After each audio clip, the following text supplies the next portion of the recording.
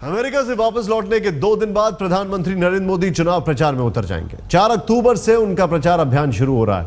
शुरुआत हरियाणा के करनाल से होगी। उसी दिन मोदी महाराष्ट्र में 3 रैलियां करेंगे।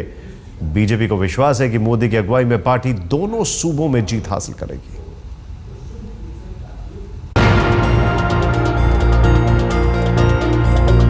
ऊंची इमारतों के देश से उड़ान भर चुके हैं नरेंद्र मोदी। अब तो फिर से जद्दोजहद के दिन हैं। 2 सूबों की सियासत और मोदी की साख का सवाल है। यहाँ कोई मेडिसिन स्क्वायर तो नहीं है, लोकतंत्र का महामंच जरूर है। बीजेपी की जीत का जुआ एक बार फिर मोदी के कंधों पर ही है, जिन्होंने अपने बूते लोकसभा में विजय दिलाई। मोदी के प्रचार अभियान की शुरुआत हरियाणा से होगी, लेकिन जोर महाराष्ट्र में पकड़ेगी। नरेंद्र मोदी यूं तो महाराष्ट्र के हर हिस्से में जाएंगे, लेकिन शुरुआत कोल्हापुर से होगी। नरेंद्र मोदी 4 से 13 अक्टूबर के बीच प्रचार करेंगे। वो रोज रैलियां करेंगे। प्रचार के पहले दिन वो 3 जगहों का दौरा करेंगे, कोल्हापुर, बीड और मुंबई। महाराष्ट्र के चुनाव प्रचार में नितिन गडकरी, सुषमा स्वराज, राजनाथ और सभी बीजेपी शासित राज्यों के मुख्यमंत्री भी शामिल होंगे। बीजेपी ने इस चुनाव में नारा दिया है, चलो चलें मोदी के साथ। और मोदी के मातहत ये मान चुके हैं कि दोनों राज्यों की जनता मोदी के साथ चलने का मन बना चुकी है। चलो चले मोदी के साथ के संकल्प के साथ, चलो चले मोदी के साथ का संकल्प का मतलब है कि सुशासन के साथ, विकास के साथ, क्योंकि मोदी जी का नाम, मोदी जी आज विकास और सुशासन के प्रतीक बने हैं। और खुद प्रधानमंत्री जी 4 तारीख को हरियाणा में और 4 ही तारीख को महाराष्ट्र में चुनाव अभियान को शुरू करेंगे। और हम सभी सीटों पर भारतीय जनता पार्टी अपनी विजय पताका फहराए। भारत जैसे लोकतंत्र में चुनावों का समीकरण सरल नहीं होता। उसे जनता ही जनती है, जनता ही समझती है, जनता ही उलझाती है और वही हल भी करती है। नेता कोई भी कितना ही बड़ा क्यों न हो, सियासी आंकड़ों का आर्यभट्ट नहीं हो सकता। मुंबई से साहिल जोशी के साथ अमिताभ सिन्हा, दिल्ली, आज तक।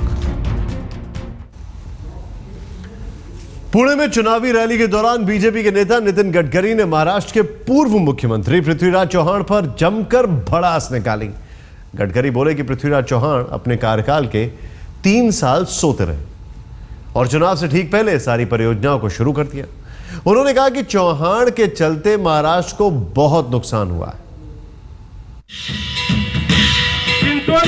ढोल नगाड़ों के बीच गले में माला पड़ी और बीजेपी के भूतल परिवहन मंत्री ने मोर्चा संभाल लिया। चेहरे पर मुस्कुराहट बनी रही, जुबान ने अपना काम किया। हंसते हुए बोले, कमाल के निकले 21वीं सदी के पृथ्वीराज चौहान, 3 साल में ही महाराष्ट्र का राजपाट चौपट कर दिया। शरद पवार काही वेळा फार चांगलं, खरं आणि योग्य बोलतात। त्यांनी सांगितलं या पृथ्वीराज चव्हाणच्या हाताला लखवा मारलेला आहे। हा लखवाचा मुख्यमंत्री हा महाराष्ट्राचा वाटोळ करायला आला। तिकडे दिल्लीत मनमोहन सिंगांनी आणि इकडे या पृथ्वीराज चव्हाणांनी निर्णयच घेत नाही।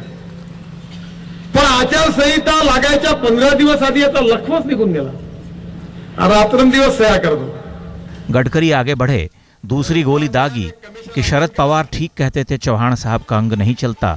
दुर्भाग्य तो देश का है जिसमें गांव का मुखिया होने का मादा नहीं, वो महाराष्ट्र का मुख्यमंत्री बन बैठा। शरद पवार साहेब एक कमिशन अपॉइंट करा आणि 15 दिवसात लखवा छाप मुख्यमंत्र्याचा लखवा कसा गायब झाला याचा रिपोर्ट महाराष्ट्राच्या जनतेला सांगा। हा पृथ्वीराज चव्हाण म्हणजे एवढा अकार्यक्षम, हा ग्रामपंचायत सरपंच बनायच्या लायकीचा नाही हो। भीड़ से शोर हो रहा था। गडकरी चटखारे लेकर पृथ्वीराज चौहान को उतार रहे थे। आखिरी चटखारा जोरदार था। कहा, जब चौहान 25 साल के हुए होंगे तब माँ बाप को भी उनकी पैदाइश पर अफसोस हुआ होगा। ये एका परिवारामध्ये मुलगा होत नव्हता, त्यांनी नवस केला देवाला। देव प्रसन्न झाला, पाळणा हल्ला, मुलगा झाला, नाव ठेवलं पृथ्वीराज। आणि जेव्हा 25 वर्षाचा झाला तेव्हा माय बाप म्हणाले, नसता झाला तर बरं झालं असतं, कुठून झाला।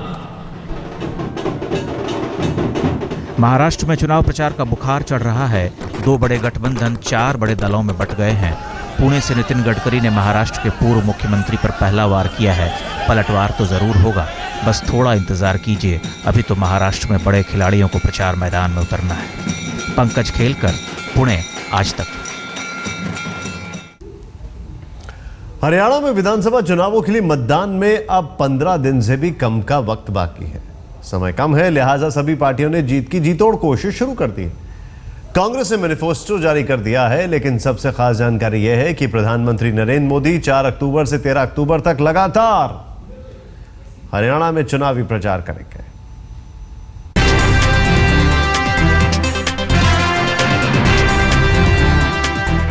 हरियाणा में चुनावी बिगुल की आवाज धीरे धीरे अब कानों तक पहुंचने लगी है। रैलियों का शोर चुनावी सभाओं से निकलकर अब गलियों नुक्कड़ तक पहुंचने लगा है।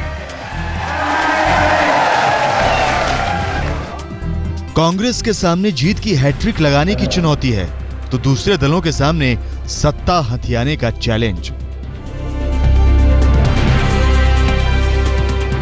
15 अक्टूबर को पूरे राज्य में एक साथ मतदान है और 19 अक्टूबर को जनता जनार्दन की सियासी पसंद का पिटारा खुलेगा। लेकिन उससे पहले वोटरों को लुभाने के लिए घोषणा पत्र जारी होने लगे हैं। पंचकुला में कांग्रेस ने अपना मैनिफेस्टो जारी किया, जिसमें जनता से वादों की झड़ी है।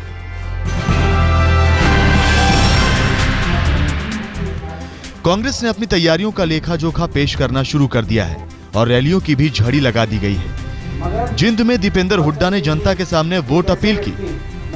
चौधरी दीपेंद्र सिंह हुड्डा जी को काम करते आपने देखा है। मैं तो एक बात आपको कहना चाहता हूं, अगर आपकी आत्मा से आप पूछो और आपको ये लगे कि ठीक नियत से और भलाई और अच्छाई की नियत से काम किया है, तो आप साथ देना, और आपको लगे कि बुराई की नियत से काम किया चौधरी दीपेंद्र सिंह हुड्डा जी ने, तो आप किसी और का साथ दे देना। मैं तो आपके बीच में ये कहना है।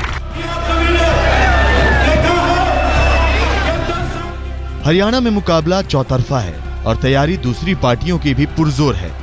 सत्ता तक पहुंचने के लिए भारतीय जनता पार्टी ने प्रधानमंत्री नरेंद्र मोदी के मैजिक का सहारा लिया है। हरियाणा में पीएम भी 4 अक्टूबर से 13 अक्टूबर तक लगातार चुनाव प्रचार करेंगे और पार्टी अध्यक्ष अमित शाह भी हरियाणा में 5 दिन तक चुनाव अभियान की कमान संभालेंगे। हमारे प्रधानमंत्री श्री नरेंद्र मोदी जी 4 अक्टूबर से लेकर 13 अक्टूबर के बीच में लगभग सभी जगहों पर दोनों राज्यों में हर दिन रहेंगे।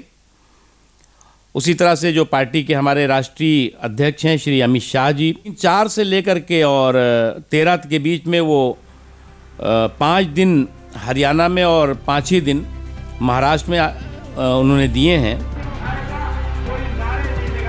इस बीच इंडियन नेशनल लोकदल के नेता ओम प्रकाश चौटाला के लिए अच्छी खबर नहीं है, क्योंकि एक याचिकाकर्ता ने कोर्ट में अर्जी देकर ओम प्रकाश चौटाला की पब्लिक रैली पर प्रतिबंध लगाने की मांग की है।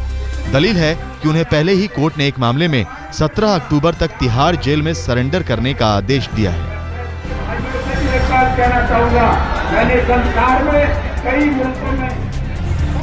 कुल मिलाकर हरियाणा में सियासी घटनाक्रम का चक्र बेहद तेजी से घूम रहा है। बेशक सत्ता का पेंडुलम किसी एक पार्टी के पक्ष में ही झुकेगा, लेकिन उसे पकड़ने की होड़ तमाम पार्टियों में मची हुई है। पंचकुला से सत्येंद्र चौहान के साथ अमिताभ सिन्हा, दिल्ली आज तक।